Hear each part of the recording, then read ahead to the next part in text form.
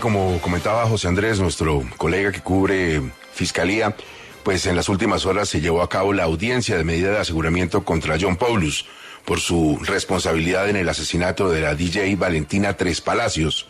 La Fiscalía, también la defensa de las víctimas, pues entregaron pruebas reveladoras que confirmarían plenamente esa responsabilidad. Saludamos a esta hora al abogado Miguel Ángel del Río, abogado de los familiares de Valentina Tres Palacios. Abogado, gracias por estar en 6 AM. Buenos días para usted. Gustavo, un saludo cordial para usted, para la mesa de trabajo y para sus oyentes. Gracias por la invitación. Muy puntualmente, ¿cuáles son esas pruebas que ustedes consideran hacen irrefutable la decisión de que este señor asesinó a Valentina? Los videos son fundamentales desde el 19 de enero hasta el día 22, pero un aspecto puntual que es indiciario y revelador es la maleta a la que le falta una rueda. Desde el día 19 de enero, que llega el señor John Paulus a Colombia, un conductor de Uber lo lleva hasta el destino donde finalmente sería asesinada Valentina. Y ese conductor de Uber en su declaración advierte que la maleta que él llevaba le faltaba una rueda. Lo mismo, un video del 20 de enero donde Valentina le hace un video a su mejor amiga sobre la casa, el apartamento que sacó John Paulus, se advierte la presencia de esa maleta sin la rueda. Y es precisamente esa maleta la que aparece en el contenedor de basura en el barrio Fontibón, donde se encuentra el cuerpo al interior de la maleta de Valentina Tres Palacios. Eso aunado al hecho de que la maleta estaba sellada con cinta negra, y en la captura que se le hace al señor John Paulus, dentro de los elementos se le encuentra un paquete con una cinta negra. Eso, entre otras cosas, además de los videos que muestran que nadie más entró a ese apartamento entre el 20 y el 22 de enero, son los elementos indiciarios para establecer por qué es absolutamente perentorio, Gustavo, imponer una medida de aseguramiento el día de hoy. Ahora, ¿qué pasó antes? La investigación que ustedes han llevado, con los testimonios que han tenido, todo lo demás, ¿qué pasó? Porque acá hemos escuchado que es que el tipo tenía una vida en Estados Unidos y que ella se dio cuenta y le reclamó, y que pelearon y que eran celosos. Mejor dicho, toda esa película armada antes, ¿qué ha encontrado usted, abogado? Bueno, se han especulado muchas cosas. Las redes sociales a veces son muy ligeras con ocasión a la rigurosidad de la información. La realidad procesal es que tenían una relación desde hace un año, se habían conocido a través de Instagram, y a partir de ahí habían empezado una relación. Se habían conocido físicamente en México en mayo de 2022, había venido a Colombia, había vuelto a irse, y finalmente la relación para Valentina y para su familia se iba a concretar en el hecho de que iban a vivir juntos a partir del 20. Sin embargo, los planes de Paulus eran otros. Él alquila el apartamento solamente por 3 días, alquila el carro solamente por 3 días, y el destino final, porque por eso para nosotros como representantes de víctimas eso es un crimen premeditado, el destino final de John Paulus era Montenegro, un país del Báltico que no tiene tratados de extradición ni con Colombia ni con Estados Unidos. Ese evento para nosotros era importante. El señor Paulus tenía algunos matices de obsesión, seguramente una alerta que Valentina no entendió, relacionados con la contratación de un investigador privado a finales de 2022 con el propósito de perseguirla, identificar dónde se encontraba. Una obsesión por revisarle las redes sociales y un nivel altísimo de celotipia que evidentemente construye la posibilidad de un ataque brutal ese momento del 22 de enero. Doctor del Río, pero a pesar de todas estas pruebas de la maleta, de los chats, de todo, del investigador privado, el señor Paulus se ha declarado inocente y no ha aceptado cargos. ¿Cuál es la coartada de él? ¿Cuál es su defensa? Pues vamos a escuchar hoy. Nosotros el día de ayer durante 12 horas expusimos, acompañando la solicitud de la Fiscalía General de la Nación, el Ministerio Público, solicitamos evidentemente una detención preventiva en establecimiento carcelario por considerarse dentro de los fines constitucionales un peligro para la seguridad de la comunidad. Hoy le tocará el turno a la defensa para establecer cuáles son los argumentos que ellos tienen para enfrentar la carga argumentativa que nosotros hemos podido advertir. No encontraría en principio elementos materiales para poder destruir en sede de inferencia razonable lo que argumenta la Fiscalía General de la Nación. Esperemos hoy, a partir de las 2 de la tarde, cuáles serán los argumentos de la defensa. Estamos hablando con el abogado Miguel Ángel del Río, el representante de la familia de la DJ y de Valentina. Abogado, no es un tema menor. ¿Usted considera la posibilidad de que el caso se caiga en segunda instancia por los inconvenientes de traducción que se presentaron en la legalización y en la imputación? Esa es una buena pregunta, Gustavo. Yo no lo considero. La legalización de captura fue hecha en debida forma. El argumento de la defensa sobre ese aspecto está establecido de que él fue capturado mucho tiempo antes y las 36 horas que exige la ley para ponerlo a disposición de un juez de control de garantía se vencieron. El problema es que lo de Panamá no fue una captura, fue una retención administrativa que hace la autonomía de un país para confirmar una información. La captura se dio mucho tiempo después por parte de las autoridades colombianas y se llevó a buen recaudo ante un juez de control de garantías. Ahora, el tema de la intérprete.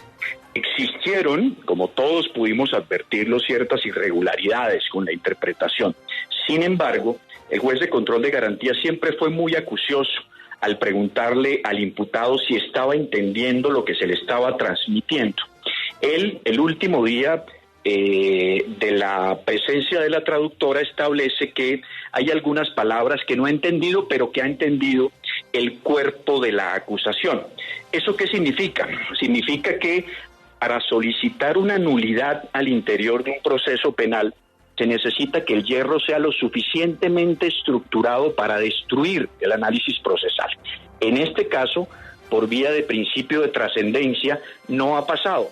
Y en adición, la defensa, para poder construir una nulidad, debe advertir los hierros. La defensa no lo hizo y por principio de convalidación permite que el hierro se subsane automáticamente. Es decir, para mí como representante de víctimas no existe, más allá de las irregularidades que sí ha tenido el proceso, no existen los elementos para una nulidad.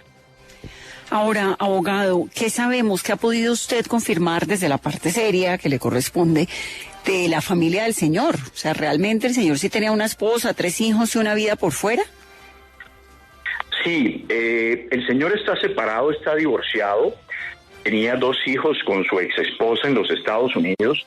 Ayer leí una declaración de la exesposa en el proceso de divorcio donde advertía que las causales de ese proceso estaban establecidas con un ejercicio de violencia extrema de él hacia ella y que a partir de ahí había desaparecido y que tenía información de que había empezado una relación sentimental con una ciudadana colombiana.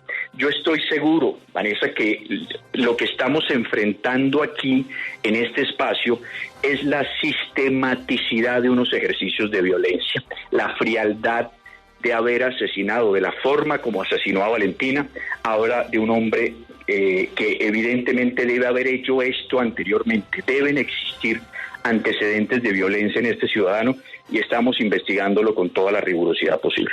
Abogado, pero según lo que le entiendo en la entrevista y las declaraciones, ¿la mató, está usted seguro, por celos?